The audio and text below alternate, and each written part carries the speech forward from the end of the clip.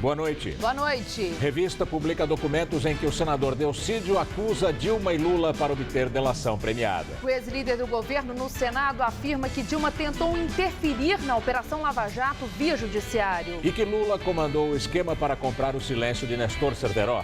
Dilma convoca reunião de emergência e Jacques Wagner declara que ela está indignada. Lula diz que jamais participou de qualquer ilegalidade. Oposição pede a renúncia da presidente. Governistas questionam a veracidade das denúncias. Em nota, Delcídio diz que não confirma o teor da reportagem e não reconhece a origem dos documentos. Supremo encerra a votação e aprova por unanimidade a ação penal contra Eduardo Cunha. Economia brasileira cai 3,8% em 2015. É o pior resultado em 25 anos.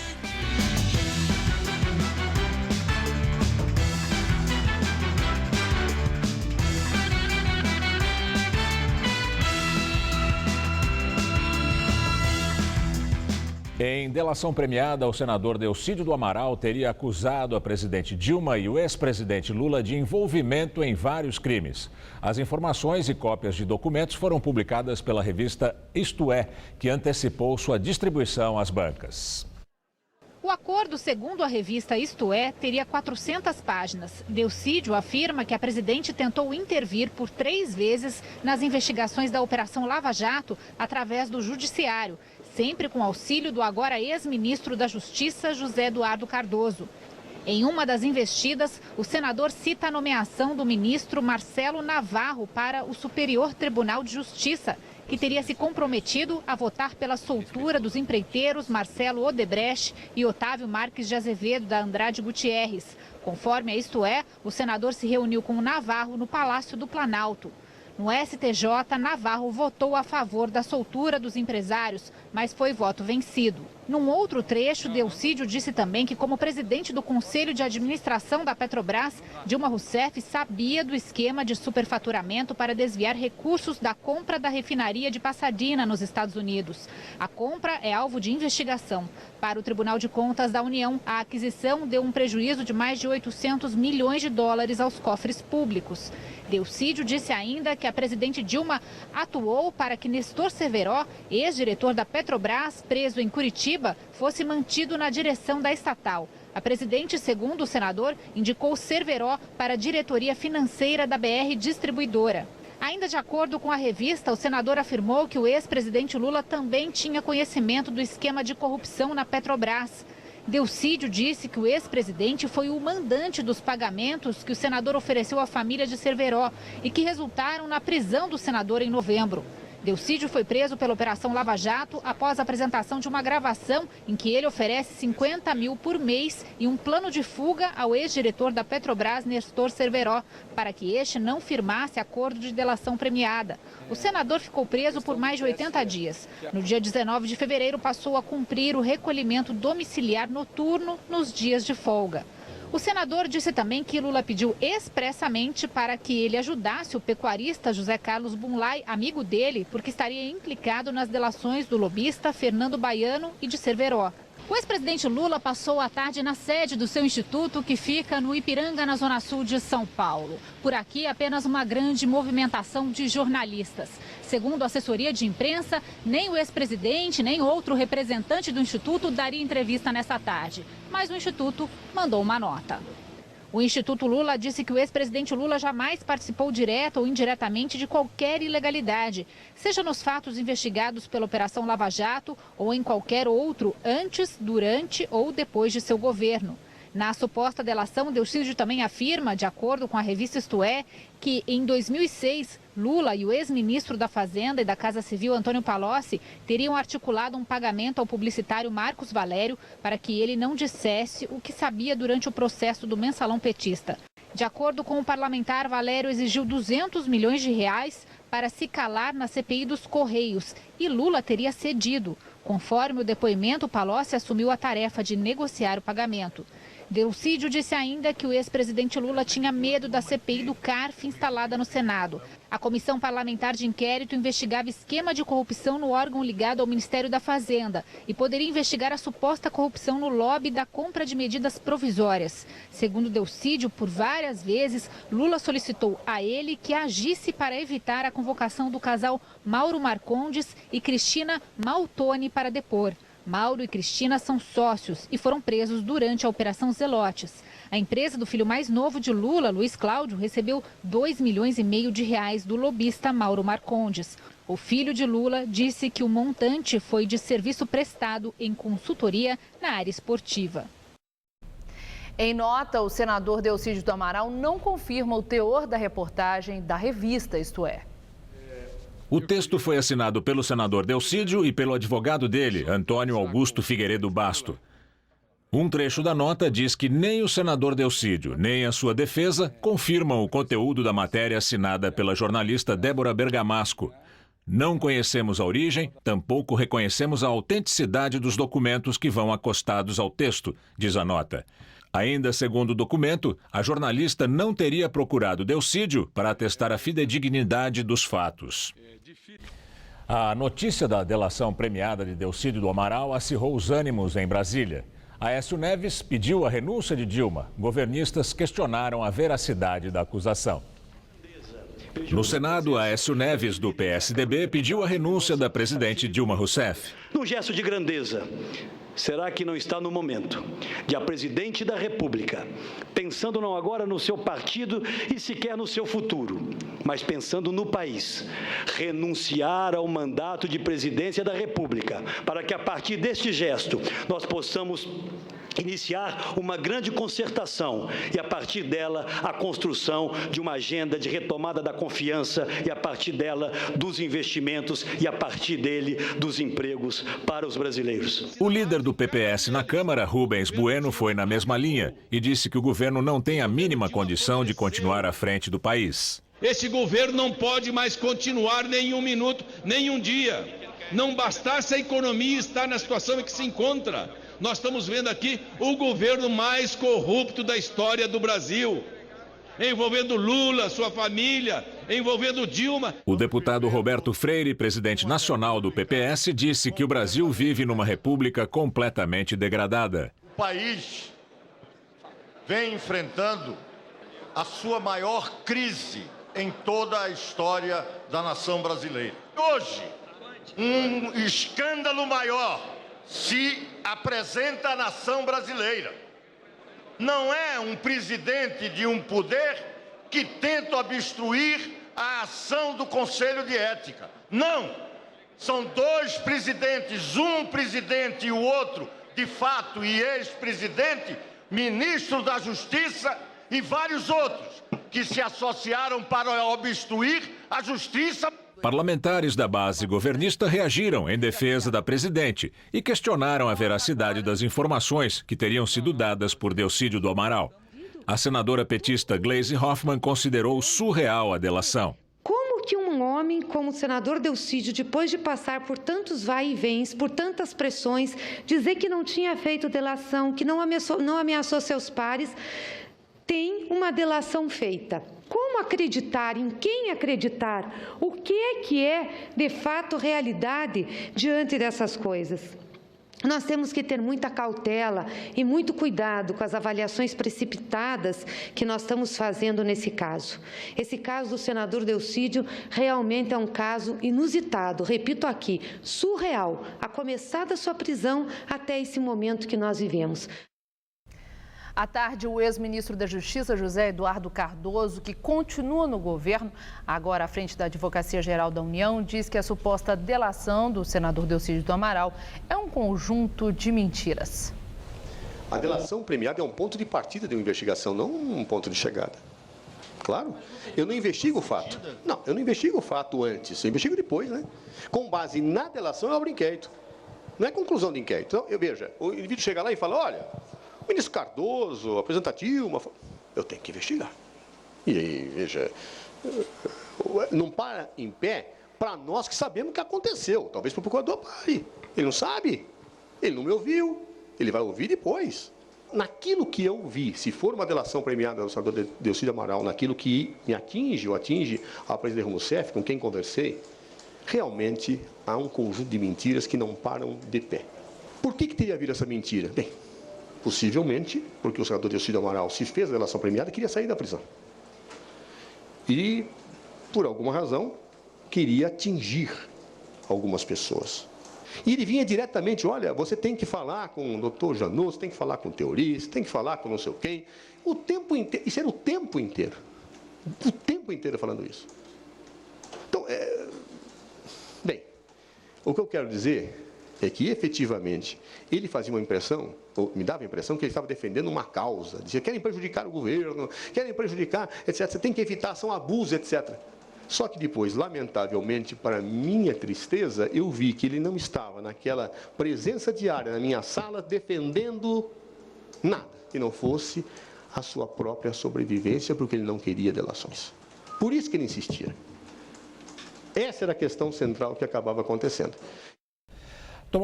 Tomou posse hoje em Brasília o novo ministro da Justiça, Wellington Silva. Na cerimônia que aconteceu de manhã, a presidente Dilma Rousseff criticou o que chamou de vazamentos ilegais e seletivos. Durante o discurso, Dilma defendeu o princípio da presunção da inocência. Continuaremos defendendo que a presunção de inocência não pode ser substituída pelo pressuposto da culpa, nem tampouco dar lugar à execração pública, sem acusação formal, e à condenação sem processo, por meio de vazamentos ilegais e seletivos. Ela voltou a ressaltar que o combate à corrupção continua sendo uma prioridade de seu governo e que as trocas nos ministérios não vão afetar as funções de cada um deles. Não estamos investigando a corrupção porque ela começou agora em meu governo. A corrupção está sendo investigada livremente e sem pressões, porque nós não impusemos barreiras nem engavetamos as investigações. Além de Wellington Silva, tomou posse o novo controlador-geral da União, Luiz Navarro. E agora vamos ao comentário de política com José Neumann e Pinto. Minha avó Nanita, ela avisava sempre, olha, uma pessoa de bem pode, às vezes, falhar. O canalha nunca falha. O Lula, a Dilma, quando conviveram e mostraram tudo o que faziam para o Delcídio Amaral, podiam ter ouvido vovó Nanita, né? E ter evitado fazer coisas assim na frente dele. Porque, olha, aqui para nós, tudo o que o senador Delcídio Amaral disse supostamente nesse tal projeto de delação premiada, é absolutamente verossímil. Muito mais verossímil do que você acreditar que toda a roubalheira da Petrobras foi comandada para beneficiar Cerveró, né? Paulinho de Lula, etc. Quer dizer, o problema da delação do Delcídio, tenha sido feito ou não, é que ela compõe uma história que tem começo, meio e fim, e lógica, uma lógica de deixar o Aristóteles tranquilo no túmulo. Não é o mesmo que se pode dizer das defesas que ouvimos aí. Eu confesso que não teria, não sei, mesmo sendo um repórter razoável, eu não teria capacidade de resumir a coisa tati-bitati ridícula do Zé Eduardo Cardoso numa argumentação que eu não entendi nada. Imagino que você também não. Enquanto que a delação do Delcídio, aqui para nós, eu entendi tudo. Acontece que a delação do Delcídio não resolve nada, ela tem que ser provada. Ela sozinha não significa muita coisa, a não ser uma bomba política, que foi o que estourou em Brasília hoje, principalmente pela completa falta de uma defesa tão lógica e tão verossímil por parte das pessoas que ela acusa. Eu só queria fazer duas pequenas observações para a presidente Dilma.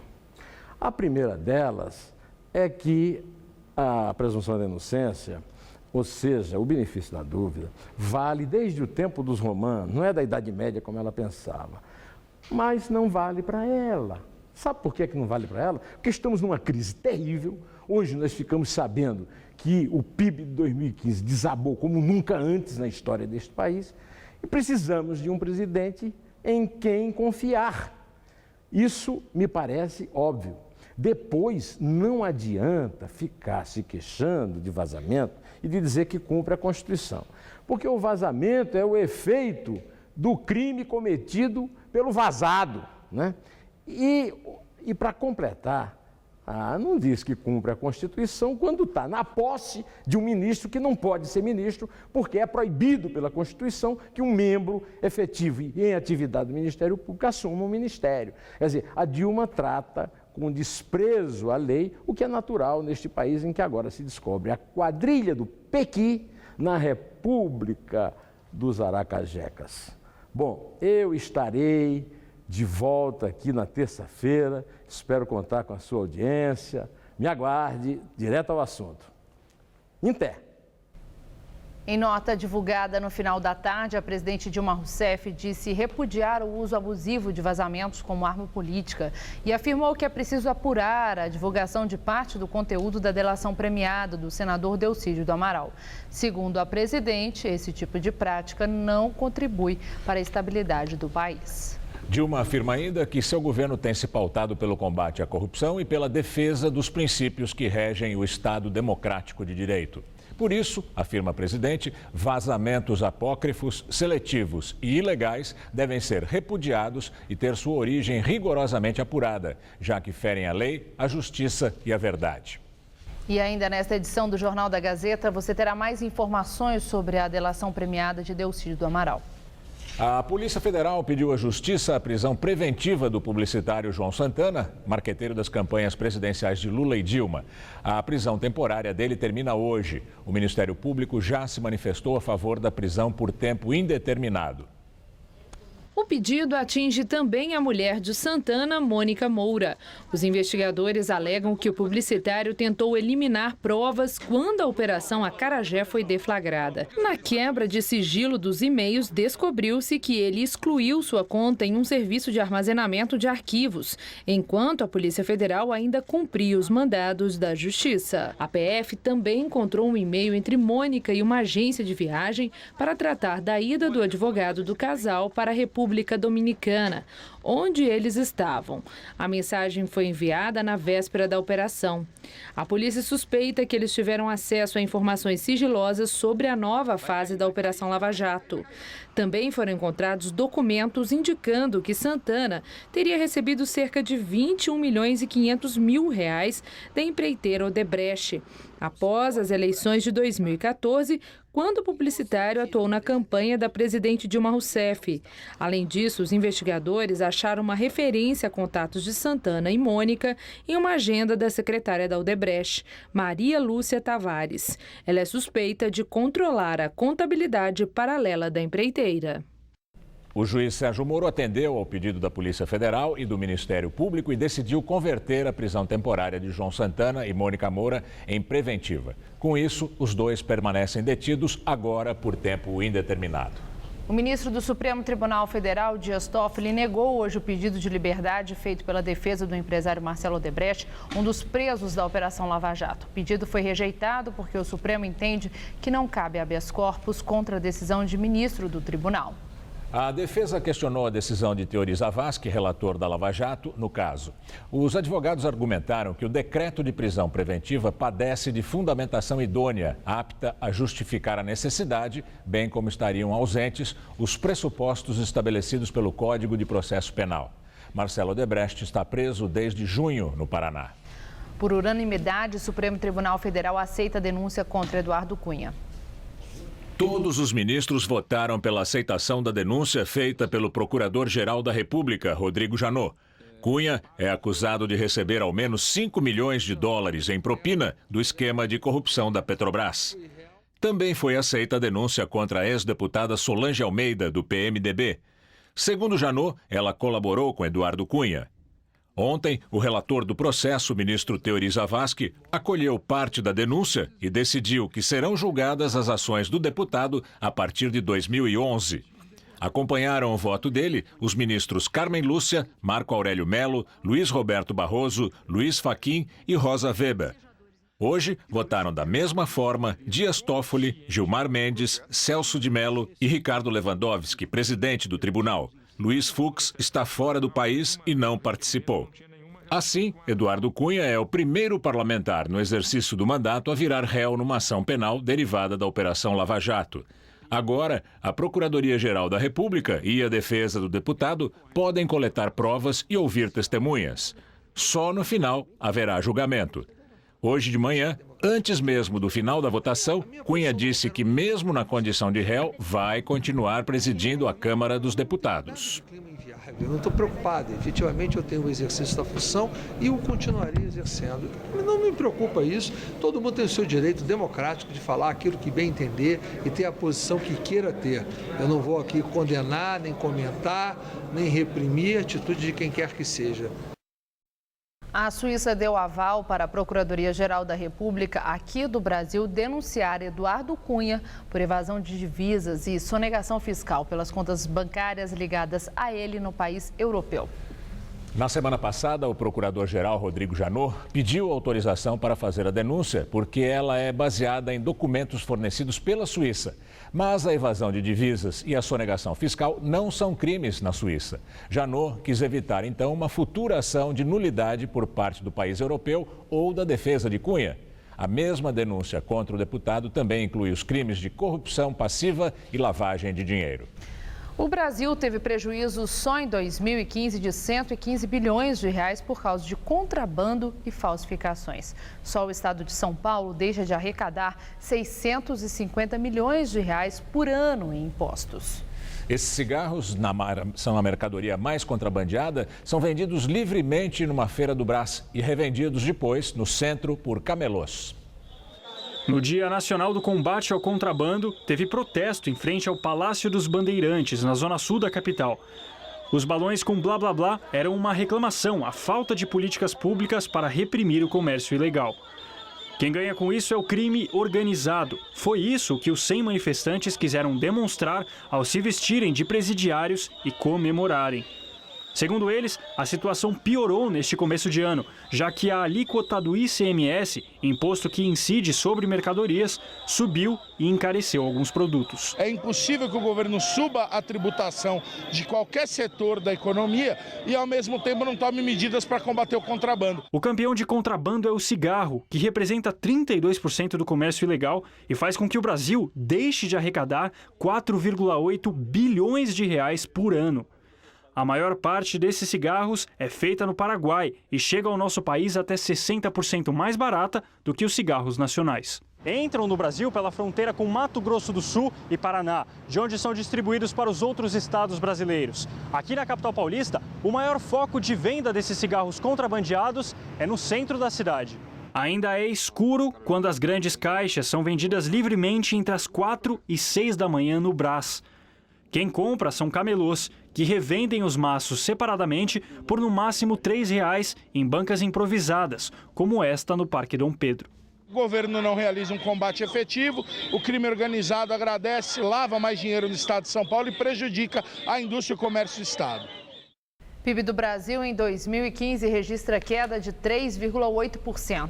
O dado foi divulgado hoje pelo IBGE e é o pior resultado para a economia do país em 25 anos. Indústria, construção e serviços tiveram fortes quedas. Apenas a agropecuária teve crescimento no ano passado. A retração na economia também foi influenciada pela queda dos investimentos e pela redução do consumo das famílias. Nossa comentarista Denise Campos de Toledo analisa essa queda do PIB e também o impacto das denúncias políticas na economia. Os dados do PIB não foram surpresa, foram a confirmação da maior recessão dos últimos 25 anos, que já era esperada. E recessão que pode vir a ser a maior desde a depressão de 29, já que a expectativa é que o tombo da economia este ano fique entre 3,5% e 4%. Serão 2 anos seguidos de uma recessão histórica. Não há a menor confiança na possibilidade de uma virada nessa situação no curto prazo. O governo tem mostrado total incapacidade de estabelecer uma linha de atuação que possa possa assegurar a retomada do crescimento. Aliás, o governo é responsável por essa situação. Foi um erro atrás do outro, desmantelando avanços importantes, levando a um retrocesso de décadas. O excesso de gastos que desequilibrou totalmente as finanças públicas. A leniência do Banco Central no controle da inflação, combinada com o artificialismo na contenção de preços administrados, que levou ao tarifaço e depois ao estouro do teto da meta inflacionária.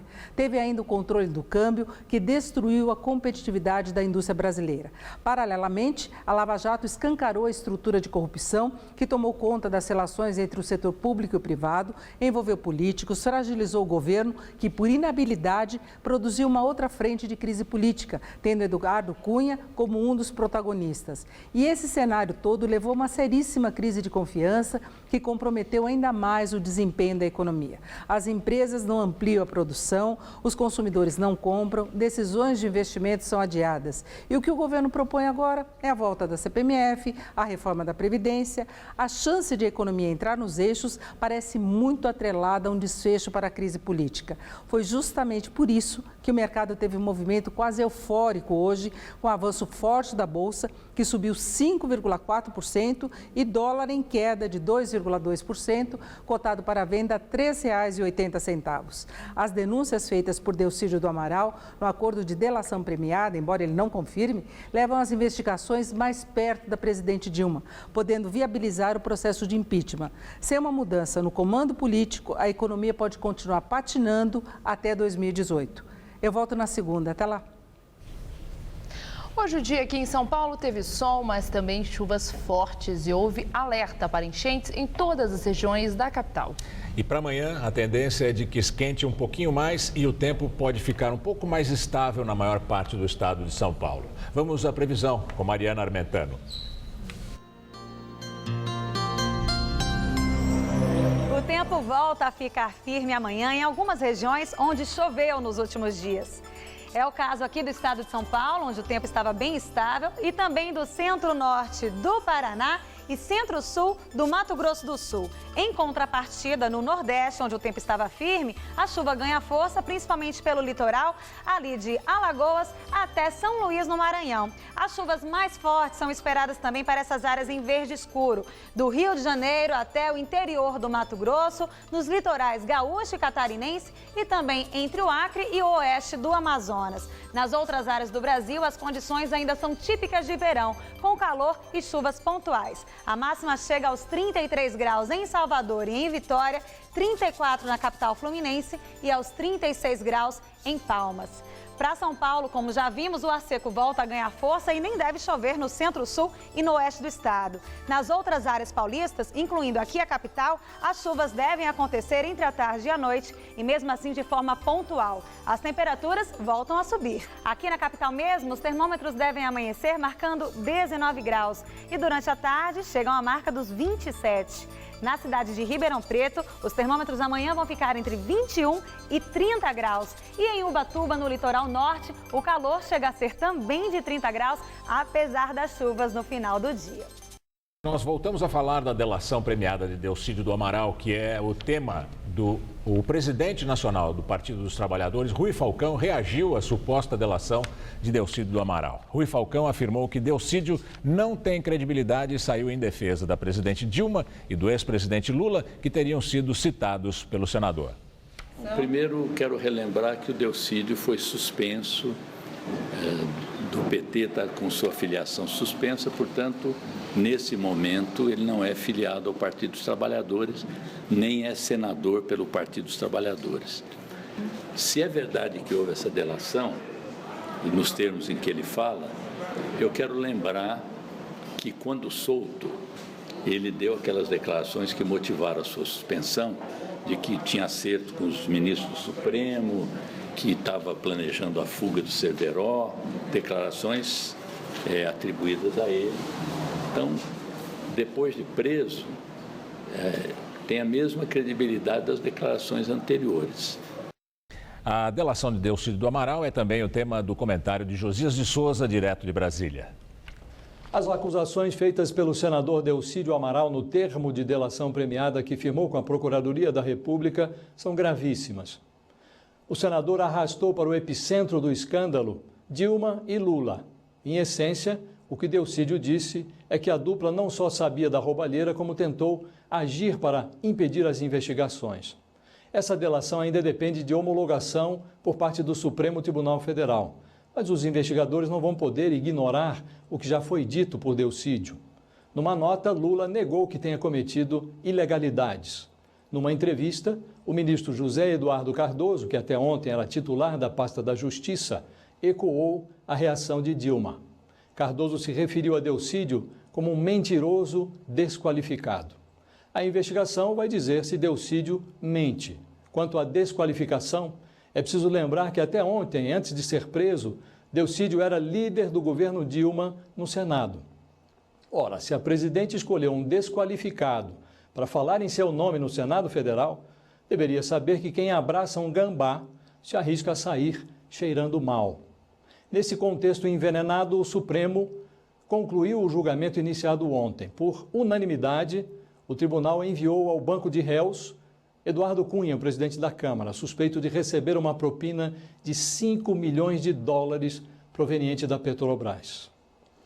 Ao votar, o ministro Celso de Mello, o mais antigo da corte, emoldurou o quadro político do Brasil de hoje com uma frase. O ministro disse, entre aspas, estar convencido de que a Lava Jato investiga um painel revelador de assalto e de tentativa de captura do Estado brasileiro por uma organização criminosa. É nesse contexto que se insere a delação de Delcídio Amaral. Não há máfia sem capo.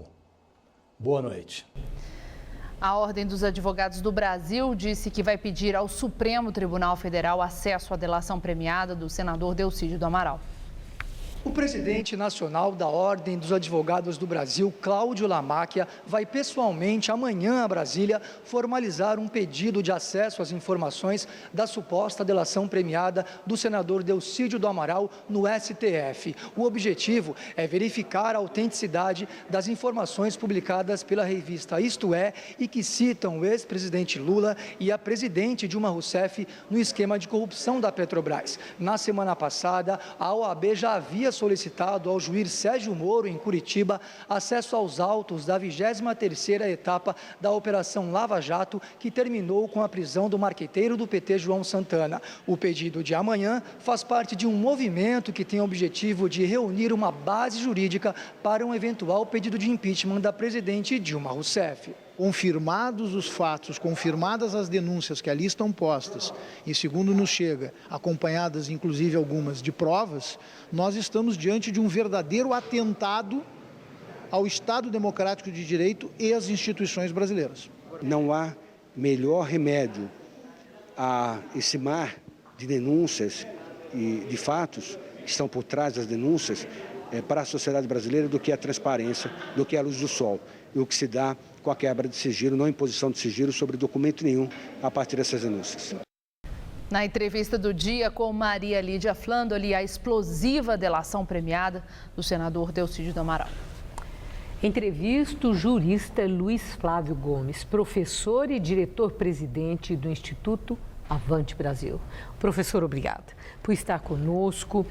Hoje foi mesmo bombástica essa notícia da publicação da revista Isto É. O Jornal da Gazeta tem apresentado desde o início, vários aspectos dessa denúncia que tem no centro várias circunstâncias muito graves sobre ações da presidente Dilma e do ex-presidente Lula.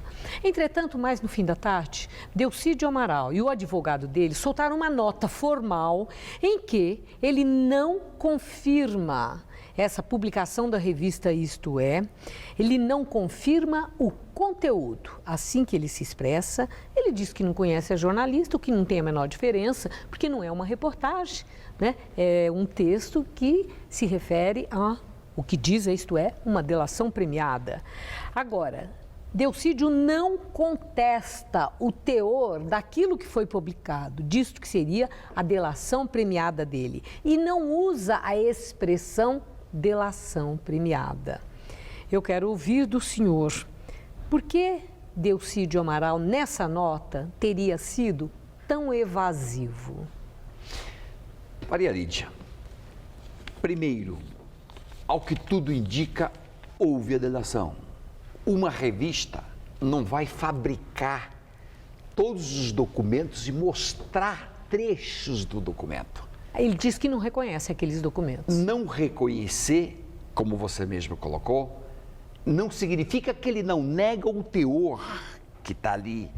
Isso é uma artimanha linguística para dizer o não dito. Ou seja, não nega, mas também não confirma. E ele não pode confirmar, porque essa delação só não foi homologada pelo ministro Theory, porque houve uma das cláusulas em que ele pedia 6 meses de silêncio absoluto. E, evidentemente, a cláusula foi rompida no momento do vazamento da notícia. O ministro Theory devolveu a delação para o procurador-geral para que ele eliminasse essa cláusula, porque ele, Theory, na hora de homologar, não concordou com 6 meses de silêncio.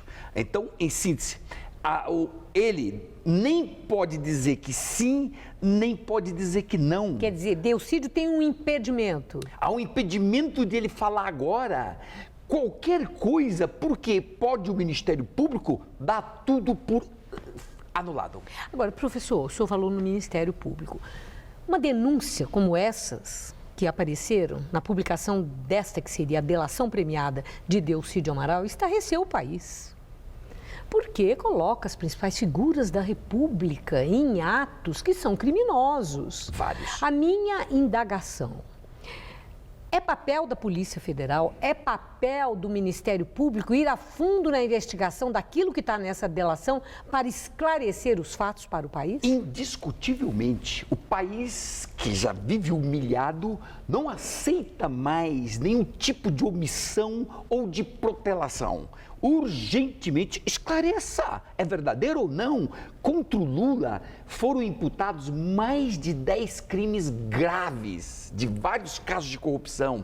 Corrupção do Marcos Valério, que deu dinheiro, corrupção da CPI dos bingos, e vai por aí.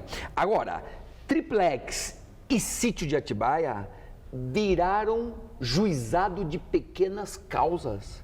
É tão diminuto, é tão pouco isso, diante da gravidade do que foi hoje delatado, vários casos de corrupção, que não há dúvida nenhuma, nós dependemos dessas investigações. Agora, repercute tudo isso numa possível prisão do Lula, isto é absolutamente, digamos, previsível.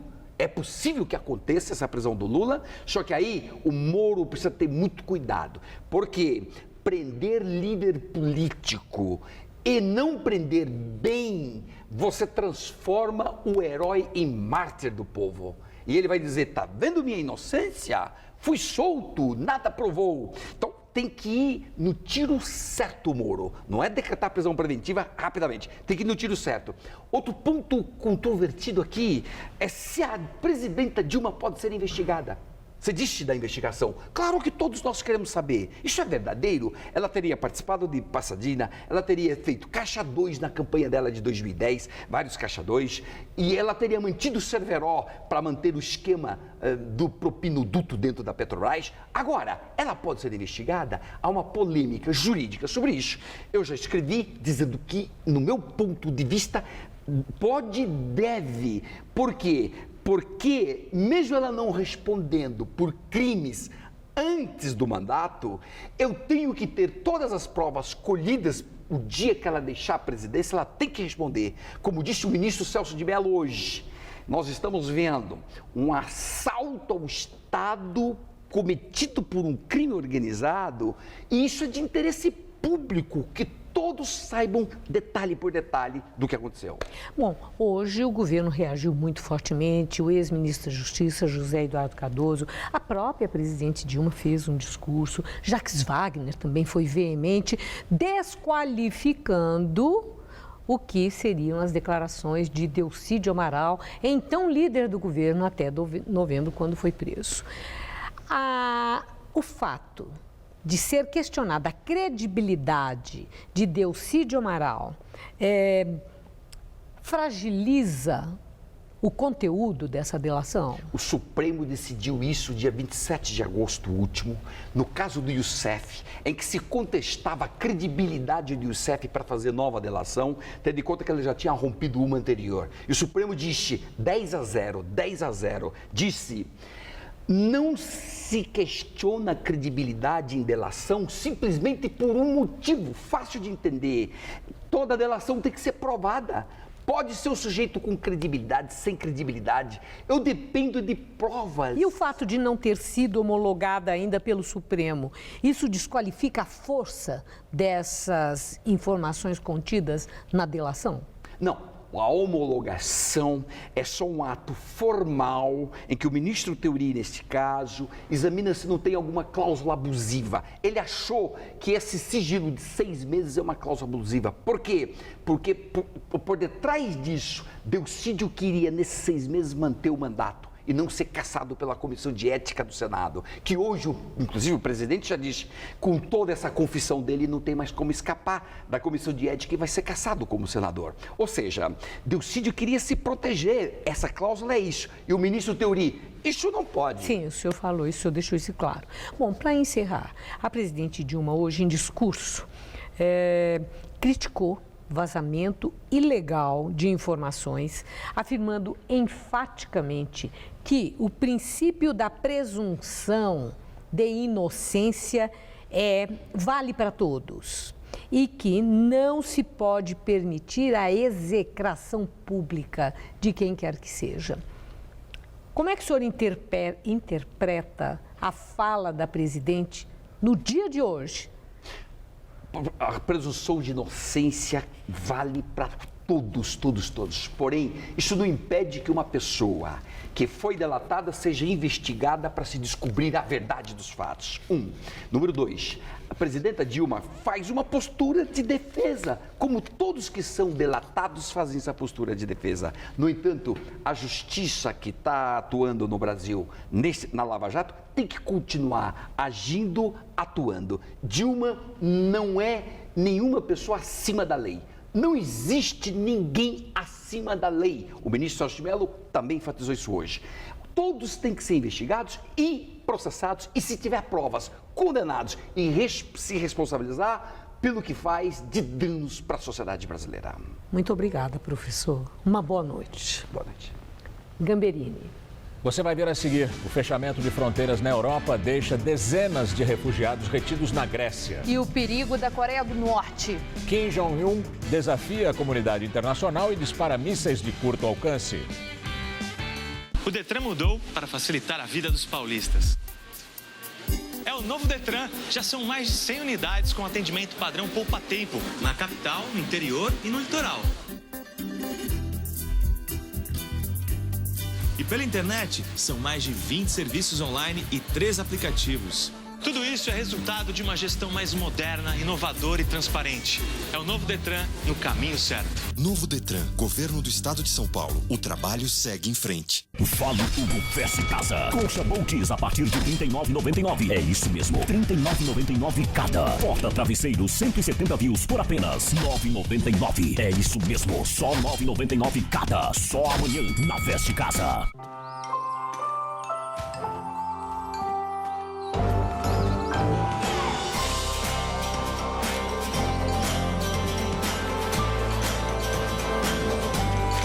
Filha, hora de dormir, tá? Histórias tão divertidas que seu filho não vai querer parar de ler. Coleção Folha, minha primeira biblioteca. O Corcunda de Notre Dame, Moby Dick e muitos outros em 28 clássicos para as crianças mergulharem no universo da leitura. Todo domingo nas bancas, um livro por R$ 18,90 cada. Na compra do primeiro, grátis o segundo. Todo mundo sabe que a água parada em volta de casa cria mosquito Aedes. Mas as pessoas não se dão ao trabalho de acabar com os focos. Resultado?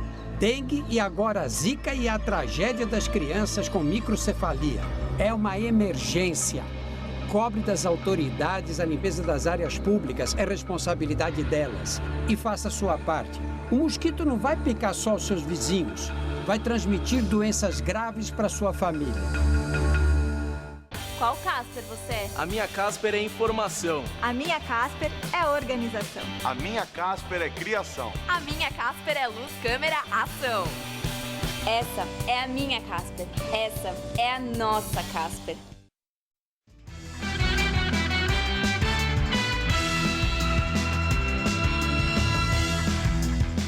Vamos agora às notícias do esporte com Celso Cardoso e Estela Gontijo.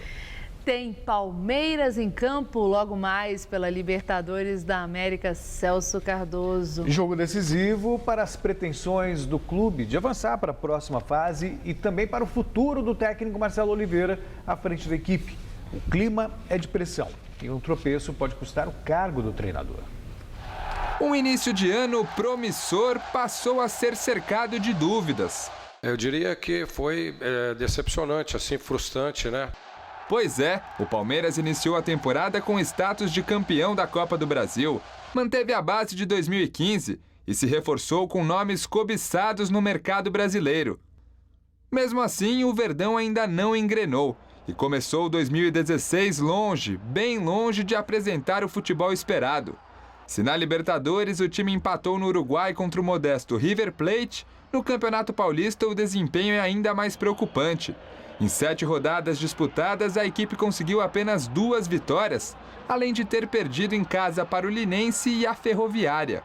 Isso acontece em qualquer clube brasileiro, né? Quando não tem uma sequência de vitórias, principalmente se tratando de um time tão grande como é o Palmeiras. Está faltando alguma coisinha, né, para a gente deslanchar aí, né, conseguir as vitórias. Agora, a gente não sabe o que é, né? O treinador, que chegou ao clube com status de bicampeão brasileiro pelo Cruzeiro e conseguiu aos trancos e barrancos conquistar a Copa do Brasil pelo Verdão, é mais questionado do que nunca no comando do Alviverde. O futuro? Não se sabe, mas pode estar diretamente ligado ao jogo de daqui a pouco pela Libertadores no Allianz Parque, estádio onde o Verdão ainda não venceu em 2016.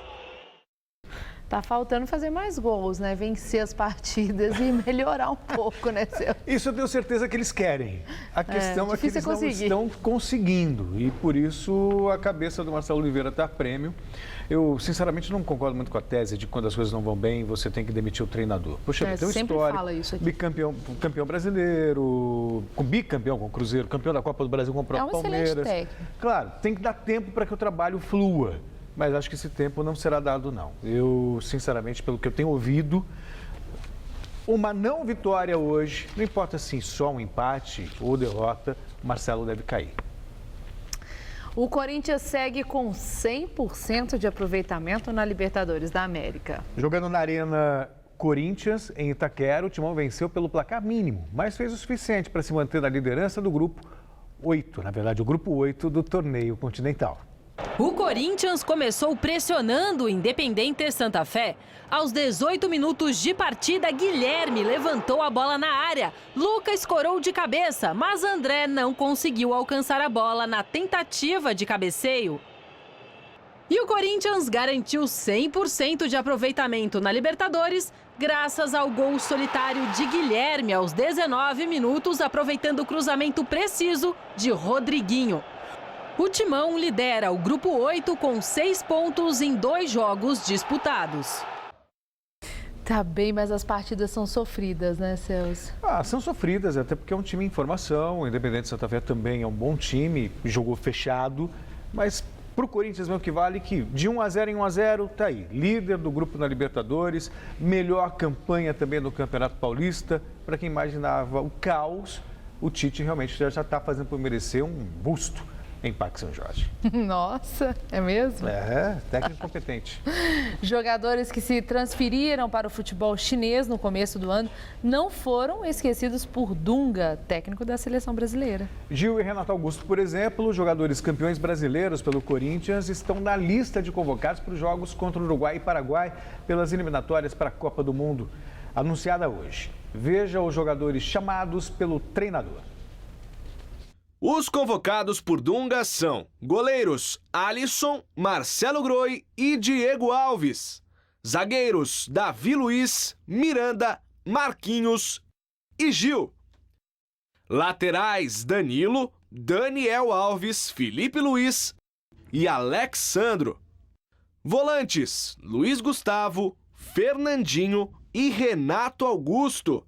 Meias Felipe Coutinho, Oscar, Lucas Lima, William, Kaká e Douglas Costa. E os atacantes Neymar, Hulk e Ricardo Oliveira. É uma situação de mercado. Logo no início nós tínhamos muita preocupação no mercado europeu, depois passou o mercado da Ucrânia, desses países da Rússia, e agora é o mercado chinês. Vai depender muito dos jogadores, eles sabem que eles têm que ter, primeiro, fazer algo diferente que os demais jogadores da liga fazem, pensando na seleção brasileira, pensando em termos de competitividade, né? Segundo, que eles também vão ter que conviver com a cobrança que vai ter de todos nós, né? Porque se ele cometer um erro, nós vamos analisar diferente do que nós vamos analisar um erro que se comete num jogador do futebol europeu. Existem os países da Rússia. Boa noite. É complicado. Depois dessa eu me despeço. Até amanhã. Obrigada, Celso. Boa noite. É com você, Gamberini. Um dia depois de o Conselho de Segurança da ONU endurecer as sanções contra a Coreia do Norte, o regime de Pyongyang desafiou a comunidade internacional e disparou projéteis de curto alcance. O governo sul-coreano relatou que a Coreia do Norte disparou sobre o mar do Japão 6 projéteis com alcance de 100 a 150 quilômetros. Ainda não se sabe se eram foguetes ou mísseis de curto alcance. Ontem, o Conselho de Segurança da ONU aprovou uma nova série de duras sanções contra Pyongyang, em resposta aos testes nucleares e balísticos feitos em janeiro. A resolução foi apresentada pelos Estados Unidos e adotada por unanimidade, inclusive pela China, aliada do regime norte-coreano. E agora vamos ao comentário de política internacional com João Batista Natália. Notícia ruim em política e economia é coisa do Brasil, não é o que acontece na Argentina. Maurício Macri está acumulando fatos positivos desde que tomou posse como presidente há quase 3 meses. Uma boa notícia chegou ontem de Nova York. Um juiz federal americano suspendeu a proibição de empréstimos externos, que pesava sobre a Argentina desde 2001. Isso porque, no domingo, uma delegação argentina fechou um acordo com fundos de investimentos americanos. Eles não aceitavam um deságio para receberem de volta o dinheiro que a Argentina deveria para eles. Um deputado da oposição afirma que essa moratória de 15 anos custou à economia argentina 100 bilhões de dólares, ou então a não criação de 2 milhões de empregos. Se é assim tão fácil, por que é que então a ex-presidente Cristina Kirchner não fez? Muito simples, ela raciocinava com o fígado. A cabeça dela estava mergulhada na ideologia.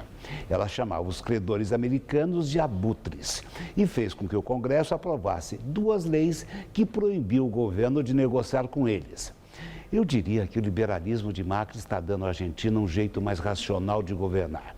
Ele desvalorizou a moeda e cortou subsídios que provocavam problemas fiscais. A inflação está em 30%. Mesmo assim, há por lá muito mais otimismo do que aqui. O presidente foi eleito em novembro com menos de 52% dos votos, pois ele tem hoje 70% do apoio da população. E está colocando a Argentina de volta no mapa da diplomacia. Macri recebeu nas últimas semanas a visita do presidente da França e do primeiro-ministro da Itália. No final deste mês, Barack Obama estará em Buenos Aires. A Argentina não está mais isolada. Não fica mais acumulando força para defender a Venezuela, como acontecia com Cristina. E é até possível que finalmente saia um acordo entre o Mercosul e a União Europeia, o que é bom para a Argentina e também seria muito bom para o Brasil. É assim que o mundo gira. Boa noite. Um pedaço de avião encontrado na costa de Moçambique vai ser mandado para a Austrália para se determinar se essa peça pertence ao Boeing da Malaysia Airlines, que desapareceu há 2 anos. A peça de mais ou menos 1 metro de comprimento foi encontrada por um turista americano na costa de Moçambique e vai ser analisada pela Austrália, que coordena as operações de buscas dos destroços do avião. O ministro australiano de Transportes disse que a localização onde o fragmento foi encontrado é consistente com os modelos de correntes oceânicas usados pelas autoridades que fazem as buscas do MH370.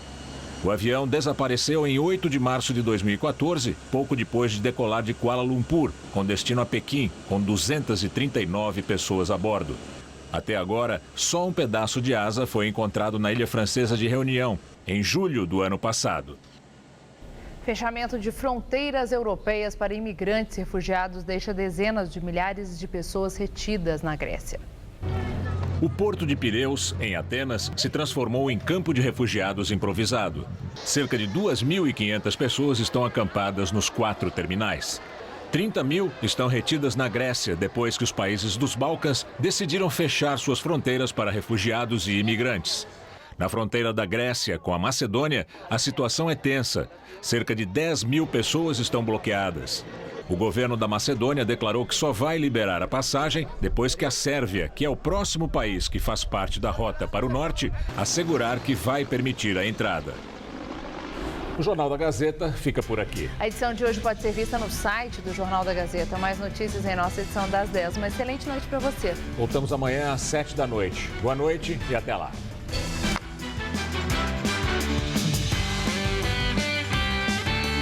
Logo mais 10h30 da noite, Rony Fon recebe o cantor Oswaldo Montenegro no Todo Seu.